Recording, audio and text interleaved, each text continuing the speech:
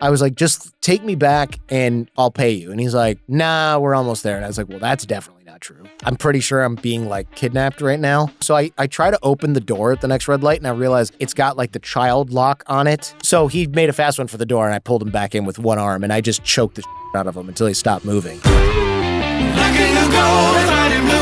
So I was working at this nonprofit in Mexico. This is Mexico City. And I got in what I thought was a taxi. I was going to meet my friend at a bar, and the taxi was driving in the wrong direction. And Mexico City is pretty easy to know where you're going because down towards the center is a bowl. It's a bowl shape. Down towards the center is the presidential palace and things like that. And then up higher on the bowl is like air pollution and bad neighborhoods. And then as you get further up and up and up and up and over the mountains, it's like you're not going towards the center. You're going the opposite direction. So we were driving the opposite direction, and I was like, this is not the right way. I don't have to know. He's like, no, you don't live here for very long. This is the right way. And I'm like, no. And then if he had said there's an accident or this is blocked or there's a road closure, that would have been different. But I was like, no, you're just bullshitting me. And then after a while, he's like, I got to ask directions. That's why we're going the wrong way. And I was like, so you changed your story. Also, I'm asking to go to the center of Mexico City. You don't need directions. This is like if I was in New York and I was like, take me to Times Square. And the guy's like, I got to get some directions. Right. Like, what are you talking cab about? Driver of all people asking for directions. I was like, what are you talking about? None of this makes any sense. So I knew something was up. And this is before smartphones. So I was like, okay, I'm not screwing around on my phone looking at Instagram. I'm not getting distracted by my phone. I'm not retreating into it. All I had was me and my thoughts. And I was like, this is not right. So I was like, just take me back and I'll pay you. And he's like, nah, we're almost there. And I was like, well, that's definitely not true. And then I was like, just let me out here. And he's like, no, you need to go to the ATM to get money because I told him I don't have cash. I need to go to the ATM before I could pay him. So he didn't think I was just like running out of his cab at the end. And I was like, okay, this guy knows that I'm a gringo, that I have a bunch of credit cards on me, that I need to go to an ATM and get cash. So he knows I can take cash out. I'm pretty sure I'm being like kidnapped right now, but I'm not sure how to get out of this car. So I try to open the door at the next red light and I realize it's got like the child lock on it.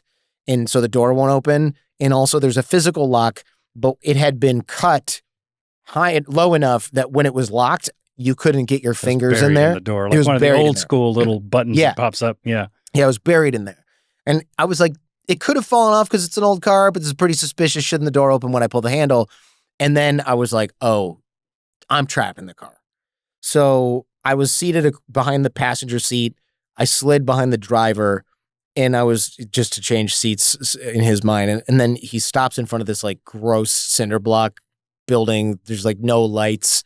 It was just a really ghetto neighborhood. And I was like, don't get out of the car. Again, no cell phones. He couldn't give anybody a heads up we were coming. I was like, do not get out of the car. Keep driving. He's like, no, this is my friend's place. I'm going to ask for directions. I have to go to the bathroom. I was like, this is all bullshit. Do not get out of the car. So I put my hand between him and the door. And he didn't see that. I don't know why. I guess he was paying attention to me talking. Not my hand. Looking in the mirror or something. Yeah. Yeah. So I put my hand between him and the door and he's like, relax, man, relax. Cause I was like getting aggressive and I was like, keep driving. You're not getting out of this fucking car. And then he made like a fast one for the door, but I was 20. I'd been eating carne asada and going to the gym twice a day because I had nothing better to do. And this guy was sitting on his fat ass in a cab all day and he was like 50 something.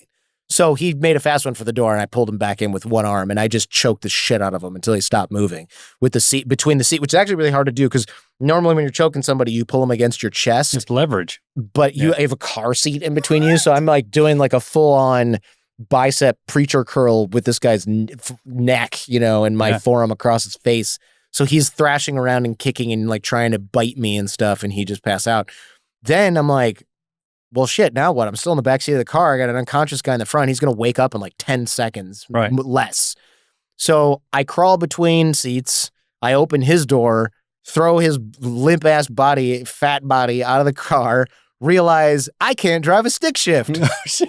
And there's like a Volkswagen Beetle from 1968 or something. So I was like, shit. And it's got this giant stick shift. I'm like, I have no clue how this thing works. You can probably run faster than the Beetle anyway. Right. And I'm like, I know vaguely how to drive a stick, but this is an old car. It's got a trick. The clutch has to go 3/4 of the way in, not all the way in. You got to wiggle it a little before you put it in drive. Like every old car with a stick has some weird shit like that. And I was like, I don't have time for this. Yeah. He's going to wake up and start screaming any second now. So I took the keys out and just ran. That dude woke up a few seconds later. I heard him yelling and I was like, run, run, run, run, run, run, run. I ran until I hit a main road. I guess they either didn't catch me, couldn't catch me, whatever. Or maybe he was more severely injured than I thought. And you still had his keys, though. I threw the keys. I realized I should have kept the keys. That was a mistake I made. But he didn't get the keys because I thought if he finds them, he's just going to drive after me. Right. But I threw them and it probably took him, I don't know, 10 minutes to find them. Maybe he's still looking for him. Who knows? But I could hear him or somebody screaming and then they didn't come after me. Thank God. And I got to a main road and I'm trying to wave down cars and I remember nobody stopped. And I was like, big surprise. I was sweating through my shirt and I had like frosted blonde tips because it was 1999 or 2000, whatever it was. Yeah, it was 2000. Oh, you were hip. Yeah, I was hip. I was wearing Banana Republic chinos, like, but I looked like shit. And like nobody would stop for the white guy in the middle of the hood. And then finally this guy stops and it was like him and who I thought at the time was his daughter, but like 2020 hindsight is probably his girlfriend because that's how they roll down there sometimes. And I was like, let me get in the car. I've been kidnapped. And like the crap Spanish that I was panic Spanish. And he was like, no, you're not getting in my car. I thought you were like injured or something. And I was like, they kidnapped me. I'll ride in the trunk. I was like, I'll ride in the trunk. And he was like, all right, if you're willing to ride in the trunk, you're probably telling the truth. Yeah. And the girl was kind of like, obviously he's telling the truth. Like, look at him. Look at where he is, what he's wearing. Right. So he didn't make me ride in the trunk. He let me sit in the back seat. He's like, where am I taking you?